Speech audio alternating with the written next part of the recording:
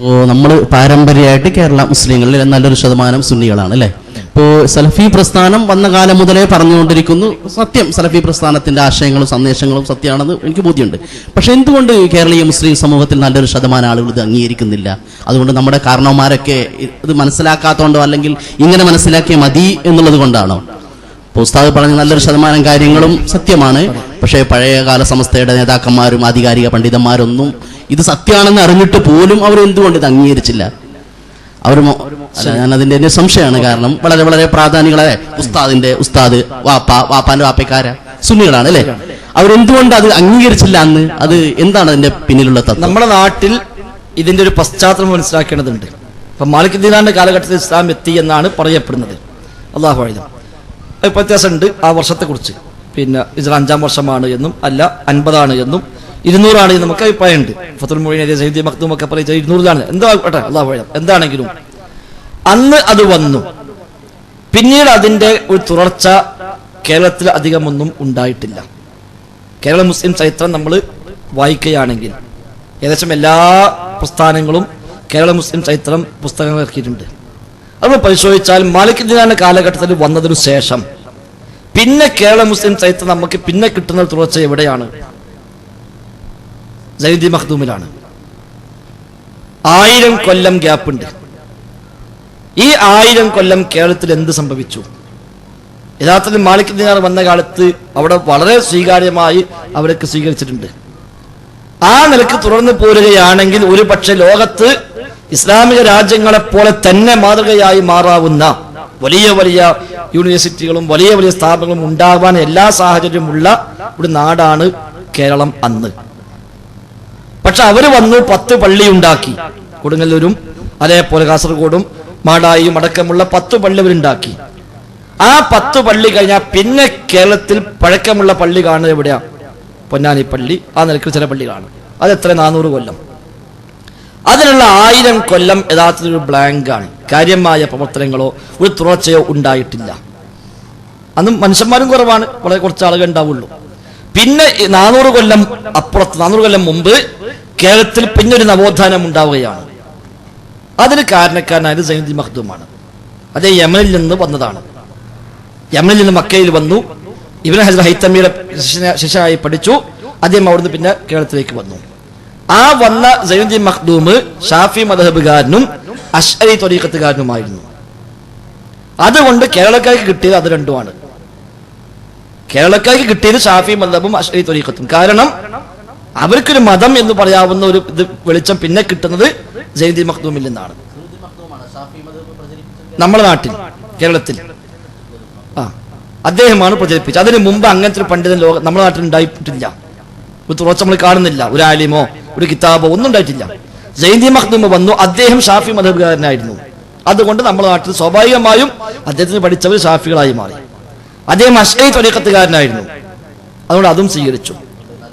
അദ്ദേഹം സൂഫിയായിരുന്നു. ആ സൂഫിസം നാട്ടിൽ പ്രചരിച്ചു. അന്ന് അതേ സമയത്ത് നമ്മുടെ നാട്ടിൽ ഷിയായിസം വന്നു. സയ്യിദി മഖ്ദൂമിന്റെ അതേ കാലഘട്ടത്തിൽ നമ്മുടെ നാട്ടിൽ ഷിയായിസം വന്നു. അതാണ് പിന്നെ കുണ്ടോട്ടി തങ്ങന്മാർ, മുഹമ്മദ് ഷാ എന്ന് പറയുന്ന തങ്ങള് വന്ന് അയാൾ ഷിയായിസം സ്ഥാപിക്കാൻ ശ്രമിച്ചു അവിടെ. അന്ന് അതിനെതിരെ അവിടെ ഏറ്റുമുട്ടലുണ്ടായി. അങ്ങനെ മുസ്ലിമീങ്ങൾ അന്ന് രണ്ടായി പിരിഞ്ഞു. ഒന്ന് കുണ്ടോട്ടി കയ്യ്, മറ്റത് പൊന്നാനി കയ്യ്. മുഹമ്മദ് ഷായുടെ കീഴിൽ അവിടെ ഒരു വിഭാഗം. അവർ പറഞ്ഞു മുഹമ്മദ് ഷാ വലിയുള്ള മുരീദന്മാർക്ക് അദാബില്ല. മുഹമ്മദ് ഷാ അല്ലാഹുവിന്റെ വലിയാണ്, അയാൾ മുരീദായി കൂടിയാൽ അദാബ് ഉണ്ടാവില്ല. മറ്റൊരു പറഞ്ഞു മുഹമ്മദ് ഷാ വലിയല്ല, മുരീദന്മാർക്ക് അദാബല്ല. മുഹമ്മദ് ഷാ വലിയല്ല, അയാളെ മുരീദന്മാർക്ക് എല്ലാ അദാബും ഉണ്ടാവുക എന്നാണ്. അങ്ങനെ പ്രശ്നമായി കുണ്ടോട്ടിപ്പള്ളിയിൽ ഒരേ സമയത്ത് 2 ജുമുഅ നടന്നു. താഴെ ഇവർ ഷിയാക്കളെ ജുമുഅ, മേലെ പൊന്നാനി കൈക്കാളെ ജുമുഅ. കുറച്ചു കാലം കഴിഞ്ഞപ്പോ ഇത് രണ്ടും കൂടി മിക്സായി സങ്കലനമായി രണ്ടും ഒന്നായി മാറി. രണ്ടാണ്ടില്ലാതായിട്ട് രണ്ടും കൂടെ അറിയാതെ ഐക്യപ്പെട്ടാണ്ട് പോയി. അവരെ ആചാരമൊക്കെ അവരെടുത്തു, ഇവരുടെയൊക്കെ അവരെടുത്തു. ഈ ഷിയാക്കളാണ് കേരളത്തിൽ ജാറം കൊണ്ടുവന്നത്. കുണ്ടോട്ടിലെ ജാറം അന്ന് മറ്റൊരു എതിരാ. അന്ന് പൊന്നാനി കൈക്കാൽ ജാറത്തിനെതിരാ. അതുകൊണ്ട് ഫത്തുൽ മുഈൻ 105-ാമത്തെ പേജിൽ സയ്യിദി മഖ്ദൂം കൃത്യമായി എഴുതി വെച്ചു, ഖബർ കെട്ടിപ്പൊക്കിയാൽ നിർബന്ധമായും പൊളിക്കണം. വകുരിഹ ബിനാഉൻ ലഹു അലൈഹി ലിസിഹത്തിൻ നഹി അൻ ദാലിക. ഖബറിന് വേണ്ടി എടുപ്പുണ്ടാക്കൽ വെറുക്കപ്പെട്ട കാര്യമാണ്. കാരണം വ്യക്തമായി വിരോധം വന്നിട്ടുണ്ട്. വമഹല്ലുൽ കറാഹത്തി ഇദാ കാന ബിമിൽകിൽ ബാനി, നിർമ്മിക്കുന്ന ആളുടെ സ്വന്തം സ്ഥലത്താണെങ്കിൽ കറാഹത്ത്. വഇദാ കാന ബിമുസബ്ബല, പൊതു ഖബർസ്ഥാനാണെങ്കിൽ ഹറുമ, ഹറാമാണ്. പൊതു ഖബർസ്ഥാൻ എന്ന് പറഞ്ഞാൽ വഖഫ് ചെയ്യപ്പെട്ട ഭൂമിയാവട്ടെ അല്ലാത്ത ഭൂമിയാവട്ടെ ഏതാണ് എന്ന് അറിയപ്പെടാത്ത ഭൂമിയാവട്ടെ ഏതാണെങ്കിലും ഹറാമാണ്. വഹുദിമ വുജൂബൻ, നിർബന്ധമായും പൊളിച്ചു മാറ്റുകയും വേണം.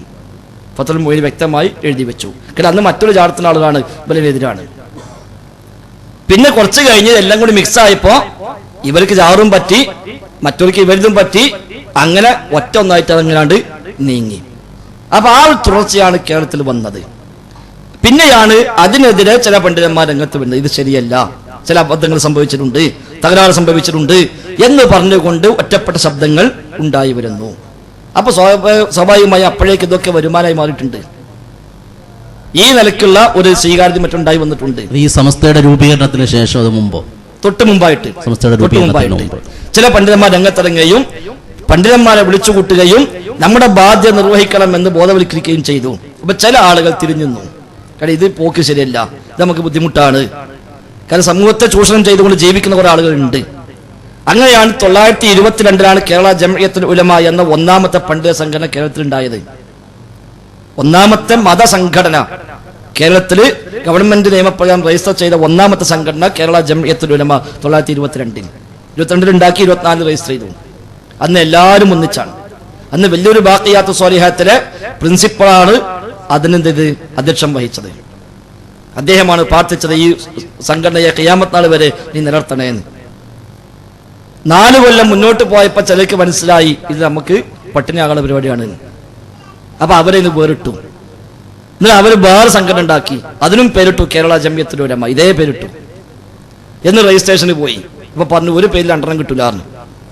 അപ്പൊ അതിന് മുന്നിൽ സമസ്താന്ന് കൂട്ടി, സമസ്ത കേരള ജംഇയ്യത്തുൽ ഉലമ, അങ്ങനെ രജിസ്ട്രേഷൻ വാങ്ങി. അങ്ങനെയാണ് സമസ്ത 1926. 22 KJU ഉണ്ടായി, 26 എസ് കൂട്ടി SKJU, സമസ്ത കേരള ജംഇയ്യത്തുൽ ഉലമ എന്നുണ്ടാക്കി. അപ്പൊ അവിടെ മുതലാണ് അത് അങ്ങനെ വേറിട്ട് പോണത്. പിന്നെ സ്വാഭാവികമായിട്ട് 2 ആയപ്പോ ഇവരെന്തു പറഞ്ഞു എനിക്ക് എതിർക്കുക എന്നുള്ളത് ഒരു അജണ്ടയായി മാറി. അപ്പൊ ഇത് ശിർക്കാകുമ്പോൾ ഞങ്ങൾ ശിർക്ക് ചെയ്യുള്ളൂ എന്ന് വാശി രൂപത്തിൽ എല്ലാ ശിർക്കും ഖുറാഫാത്തും ഏറ്റെടുത്ത് പോന്നു എന്ന് മാത്രം. അല്ലാഹു അഅലം.